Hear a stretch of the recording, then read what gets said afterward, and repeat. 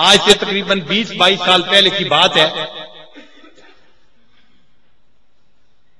اس عاجز کا امریکہ میں قیام تھا.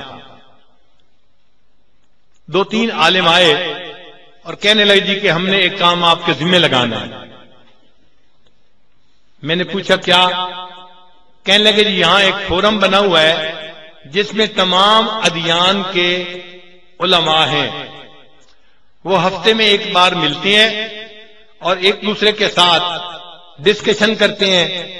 تو جس دین کا عالم ہو وہ اس دین کے بارے میں کوئی سوال ہو تو اس کا جواب دینے کا پابند ہے.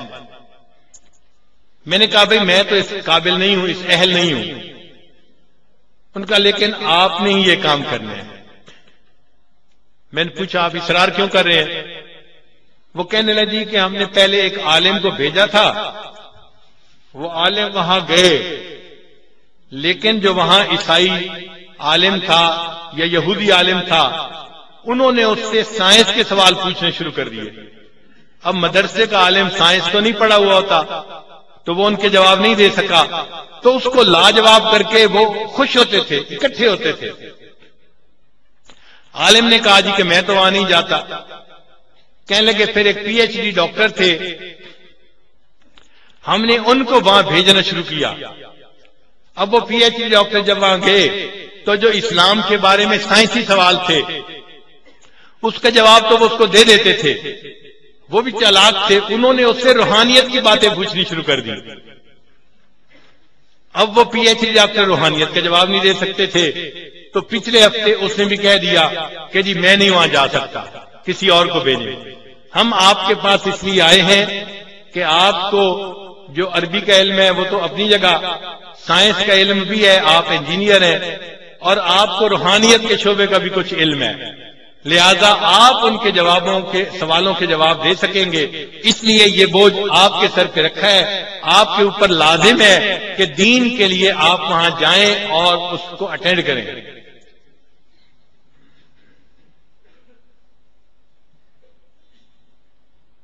اب اس عاجز کے پاس کوئی جواب نہیں تھا، خاموش ہو گیا.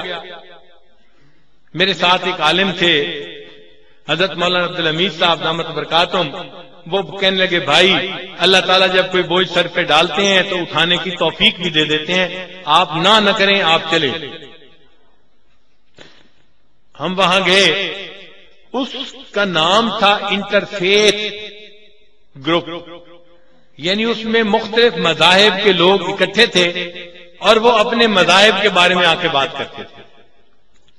جب پہلی دفعہ وہاں گئے تو جو عالم لے کے گئے تھے انہوں نے میرا تعارف کروایا کہ آج کے بعد یہ پھر یہاں آیا کریں گے. انہوں نے کہا بہت اچھا. جب مجھے بولنے کا موقع ملا تو میں نے ان کو بتایا کہ دیکھو بھائی میں عالم نہیں ہوں، میں طالب علم ہوں، لیکن مجھے یہاں پر آنے کے لیے علماء نے کہا ہے تو میں یہاں پہ آؤں گا. آپ جو کوسچن پوچھیں گے اگر مجھے جواب آتا ہوا تو میں دے دوں گا، اگر نہیں آتا ہوا تو اس میں شرم کی کون سی بات ہے. میرے بڑے موجود ہیں، میں ٹیلی فون پہ اپنے کسی استاد سے اس کا جواب پوچھوں گا اور آپ کو اگلی مجلس میں آ کے اس کا جواب دے دوں گا. جواب آپ کو دیا جائے گا، کوئی کوسچن ایسا نہیں ہوگا کہ جس کا جواب آپ کو نہ دیا جائے. وہ کہنے لگے ہاں یہ تو بالکل ٹھیک بات ہے. چنانچہ اس عاجز نے اس مجلس میں جانا شروع کر دیا. 2-4 مجلسیں جو اٹینڈ کی تو مجھے اس مجلس کے ترتیب کا بھی پتہ چل گیا. میں نے اندازہ لگا لیا کہ یہ سب لوگ اندر سے ایک جیسے ہیں اور ان کا سب سے زیادہ زور اسلام ہی کے خلاف ہے. بس ان کا ایک ہی آبجیکٹو ہے، کسی طرح مسلمان عالم کو چپ کروائیں. ایسا کوسچن پوچھے کہ وہ کہے میرے پاس جواب نہیں، اس پہ وہ خوش ہوتے تھے، ہنستے تھے اور سمجھتے تھے کہ ہمارا مقصد پورا ہو گیا. یوں سمجھیں کہ اسلام دشمنی میں وہ سب اکٹھے ہو چکے تھے. اب مجھے مزاج کا تو پتہ چل گیا تھا، تھیم کا پتہ چل گیا تھا. ایک دن مجلس ختم ہوئی تو جو سیکرٹری تھا اس نے کہا کہ جی نیکسٹ مجلس کا ایجنڈا کیا ہے، یعنی اگلی مجلس میں کیا ہوگا. جب اس نے کہا کہ نیکسٹ مجلس میں ایجنڈا کیا ہے تو میں نے وہاں پہ کہا کہ جی نیکسٹ مجلس میں جو ہر دین والے ہیں ان کے پاس جو ورڈ آف گاڈ ہے، اللہ کا قرآن، اللہ کا یعنی پیغام ہے، وہ اس کو پڑھ کے سنائیں گے۔ اس کو یہ بات بڑی پسند ہے، اس نے کہا جی ونڈرفل آئیڈیا۔ چنانچہ اس نے لکھ لیا کہ آئندہ مجلس میں ہر دین والے جو ان کے پاس اللہ کا پیغام آیا ہے اس کو وہ پڑھ کے سنائیں گے، ورڈ آف گاڈ پڑھ کے سنائیں گے۔ بات طے ہو گئی۔ چنانچہ ایک ہفتے کے بعد پھر دوبارہ میٹنگ تھی۔ اس میٹنگ میں جب ہم جا کر بیٹھے تو سیکٹری نے اوپننگ کی، مجلس کی میٹنگ کی، اور پھر وہ کہنے لگا مسٹر احمد، میں نے اپنا نام احمد بتایا تھا کہ کوئی اور نام بتانے کی کیا ضرورت ہے، ان کے زبانوں سے اگر نام نکلے تو میرے محبوب صلی اللہ علیہ وسلم کا نکلے، وہی ان کے لیے برکت کا سبب بن جائے گا۔ تو میں نے کہا تھا میرا نام احمد ہے۔ چنانچہ وہ مجھے کہنے لگا کہ مسٹر احمد، آپ نے آئیڈیا دیا تھا کہ ہر دین والے اپنے رب کا جو کلام ہے وہ پڑھ کے سنائیں، تو میں آپ سے گزارش کروں گا کہ آپ ہی شروع کریں۔ اس کو کہتے ہیں جو بولے وہی کنڈی کھولے۔ اس نے مجھے یہ لفظ کہہ دیا۔ اچھا، میں اس کی تیاری کر کے گیا تھا، مجھے پتا تھا کہ مجھے بھی کچھ پڑھنا ہے۔ میں نے کیا کیا تھا کہ میں نے سورہ فاتحہ کو ترجمہ آسان الفاظ میں یاد کر کے گیا تھا۔ وجہ کیا تھی؟ حدیث پاک میں ہے، حضرت شیخ الحدیث مولانا زکریا رحمۃ اللہ نے لکھا ہے کہ جو کچھ اللہ نے تمام پہلی کتابوں میں نازل کیا اس کو اللہ تعالیٰ نے قرآن مجید میں نازل فرما دیا۔ جو پورے قرآن مجید میں اللہ نے نازل فرمایا اس کو اللہ تعالیٰ نے سورہ بقرہ کے اندر نازل فرما دیا، اور جو کچھ اللہ نے سورہ بقرہ میں نازل فرمایا اس کو اللہ تعالیٰ نے سورہ فاتحہ میں نازل کر دیا۔ اس لیے سورہ فاتحہ کو فاتحۃ الکتاب کہا جاتا ہے، یعنی یہ کتاب کا پریفیس ہے، دباچہ ہے۔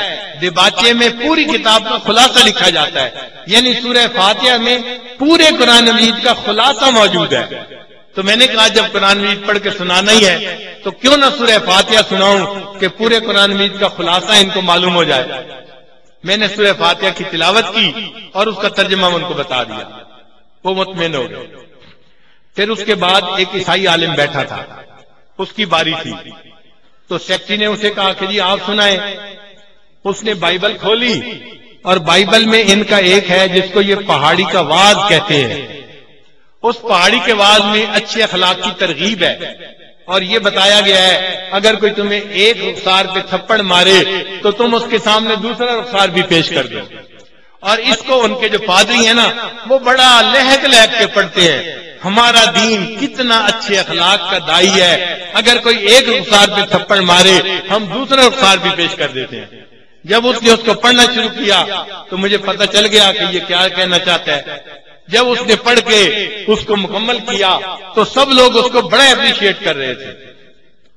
میں نے اس وقت ہاتھ کھڑا کیا اور میں نے سیکٹری سے کہا کہ سیکٹری صاحب مجھے ایک بات آپ سے شیئر کرنی ہے۔ اس نے کہا کیا؟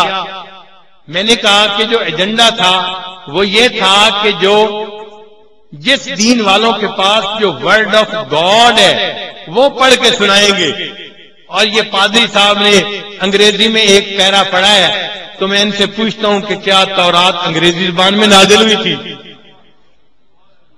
اب جب میں نے یہ کوشچن پوچھا تو پادری صاحب تو خاموش، کیونکہ تورات تو عبرانی زبان میں نازل ہوئی تھی، وہ انگریزی میں نہیں تھی، یہ انگریزی تو اس کا ترجمہ تھا، یہ ورڈ آف گاڈ نہیں کہلا سکتا۔ اب پادری صاحب چپ کہ بھئی میں کیسے بتاؤں کہ یہ ورڈ آف گاڈ نہیں ہے۔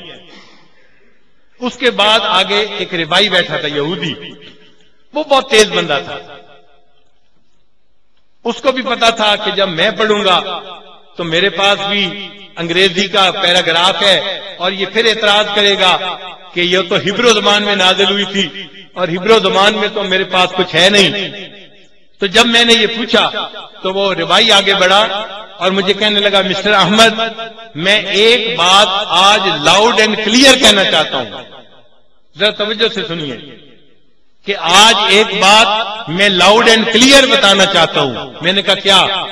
کہنے لگا کہ جتنے ادیان دنیا میں محفوظ ہیں، موجود ہیں، اور ان کے پاس جو جو اللہ کا کلام آیا، ان میں صرف مسلمان ایسے ہیں جن کے پاس وہ اوریجنل فارم میں آج بھی محفوظ ہے اور کسی کے پاس اوریجنل فارم میں موجود نہیں ہے۔ جب اس نے یہ بات سب کے سامنے کہی، میں نے قرآن کی آیت پڑھی، انا نحن نزلنا الذکر وانا لہ لحافظون، بے شک اس قرآن پاک کو ہم نے ہی نازل کیا اور اس قرآن پاک کے حفاظت کے ہم ہی ذمہ دار ہیں۔ اللہ آپ کتنے بڑے ہیں، آپ نے آج ان کافروں کی زبان سے یہ کہلوا دیا کہ صرف مسلمانوں کے پاس قرآن محفوظ ہے اور کسی کے پاس محفوظ نہیں۔ ہم اس پر اللہ کا شکر ادا کرتے ہیں۔